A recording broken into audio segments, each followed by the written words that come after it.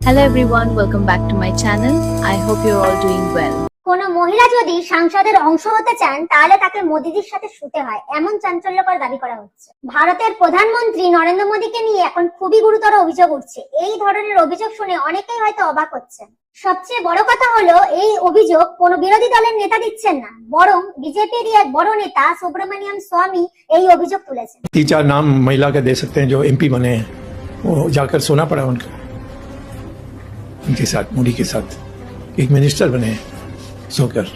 এছাড়া মধুকেশ্বরও একই ধরনের অভিযোগ করেছেন, যিনি একসময় মোদির খুব কাছের মানুষ ছিলেন এবং তার প্রশংসায় বইও লিখেছিলেন। যিনি আগে মোদির বিরুদ্ধে কিছুই শুনতে চাইতেন না, তিনিই এখন তার চরিত্র নিয়ে প্রশ্ন তুলছেন। এমনকি তিনি বলছেন মোদির কাছে যেতে তার ভয় লাগে। তিনি একটি বড় টুইট করে মোদির ব্যক্তিগত জীবন নিয়ে অনেক কথা বলেছেন। মধুকেশ্বর আরো দাবি করেন মানসি সোনি সংক্রান্ত যে মামলাটি হয়েছিল সেই মামলায় সুপ্রিম কোর্টে জমা দেওয়া কিছু সিডিও তিনি নাকি দেখেছেন। উল্লেখযোগ্য বিষয় হলো 2014 সালে প্রধানমন্ত্রী হওয়ার পর নরেন্দ্র মোদী যে প্রথম যে ইন্টারভিউটা দেন তা নাকি মধুকেশ্বরকেই দিয়েছিলেন। এখন প্রশ্ন হচ্ছে, যখন দেশের প্রধানমন্ত্রীর বিরুদ্ধে এত বড় অভিযোগ উঠছে তারপরেও কেন তিনি মুখ বন্ধ করে আছেন?